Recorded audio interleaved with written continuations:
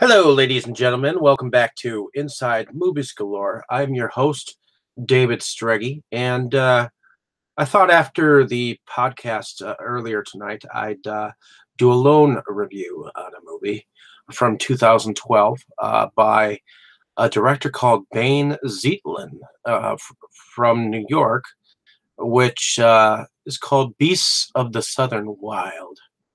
I have mixed feelings about this film.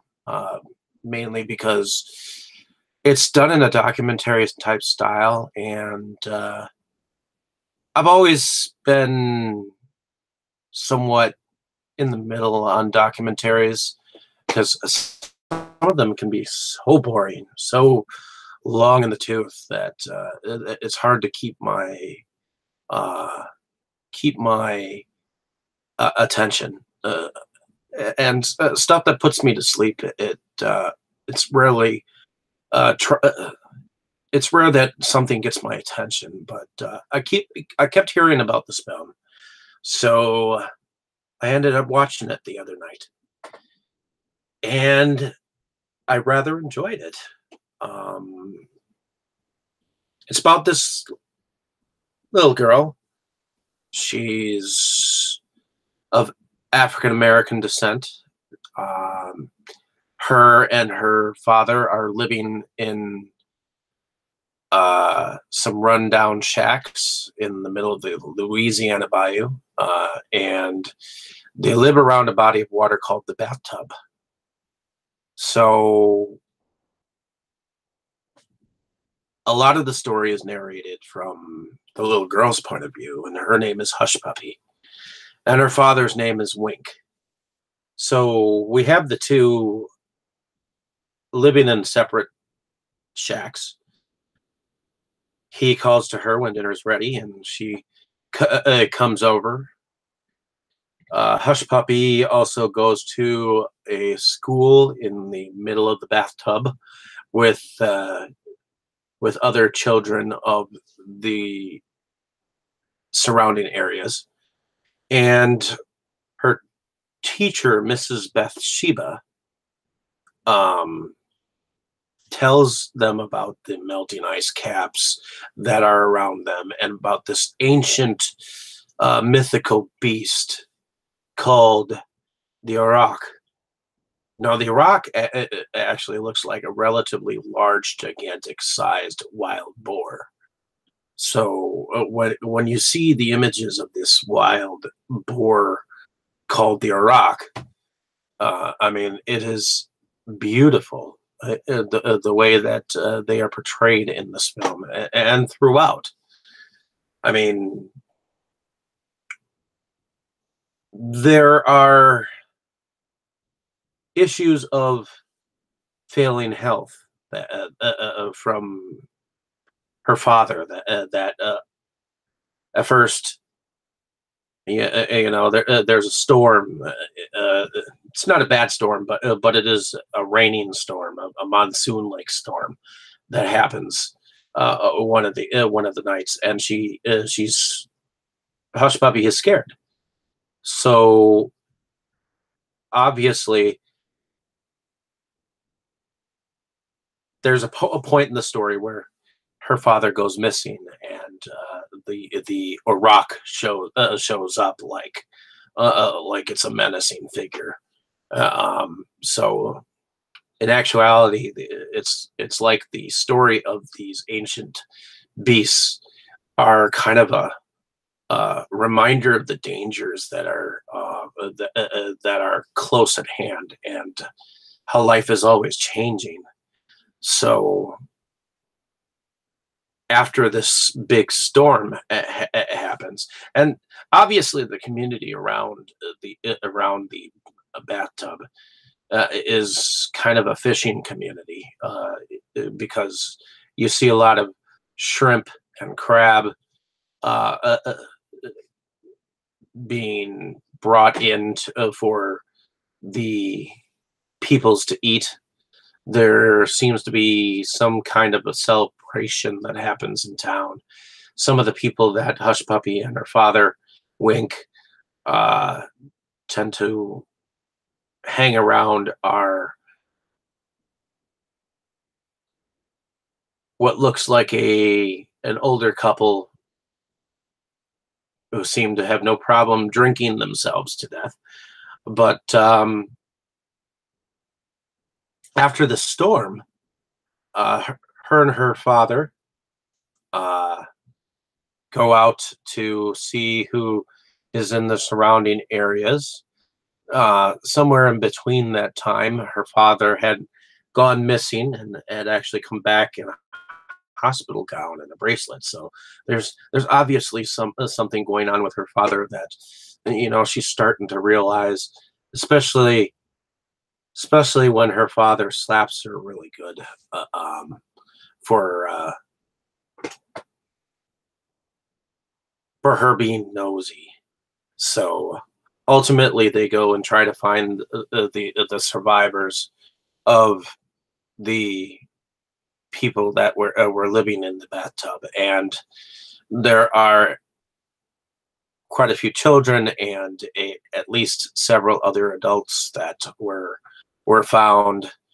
And what happens is that the water supply that they were living nearby had become actually toxic. So because they could see that the animals from the surrounding areas were dying from this pollution in the water. So Wink, her father, concocted a plan to take and destroy the levee, the dam that was built to keep in this water that was in the bathtub. And so ultimately, Hush Puppy ends up doing this. And somehow or other, the emergency team from outside finds them, takes them to a hospital facility nearby. But by the time that he's supposed to have this surgery, it's too late. But while this is all going on, Hush Puppy and her group of childhood friends swim themselves to a boat, and there is a cook who is a woman who could be her mother, who says that they could live with her if they wanted, but she has to get back to her father, and ultimately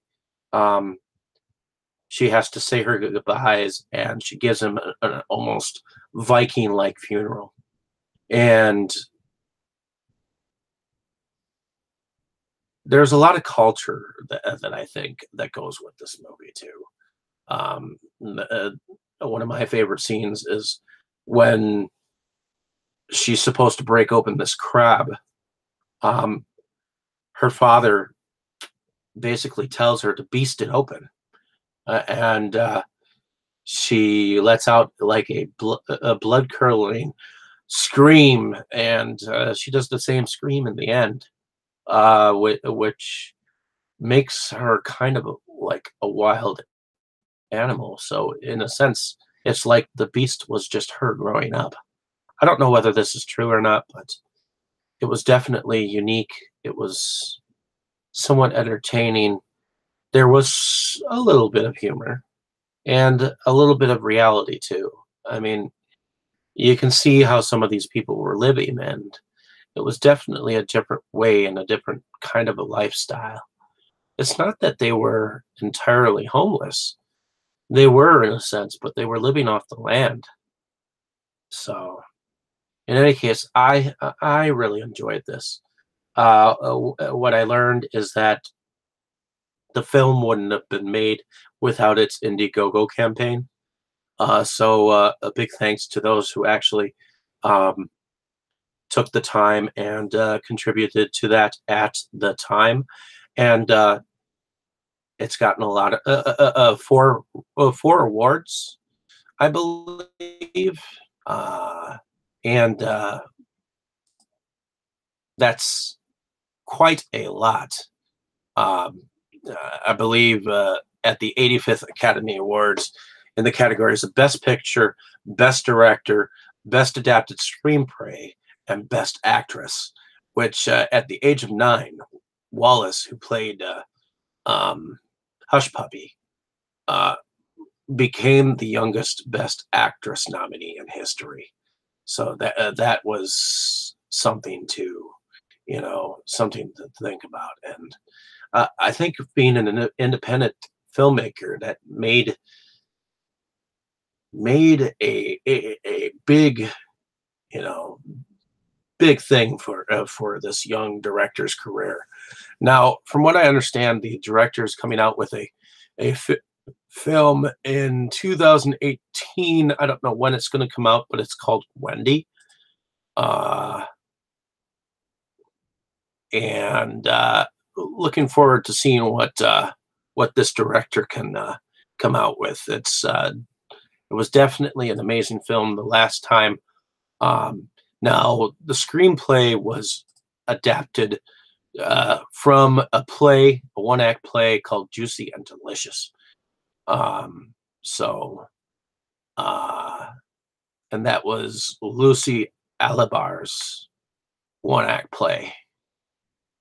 So, and after Beasts of the Southern Wild, I believe that Lucy Alibar wrote a script of an adaptation of The Secret Garden, which supposedly Guillermo del Toro will eventually supposedly direct, which would be quite beautiful, I think, if that person becomes something.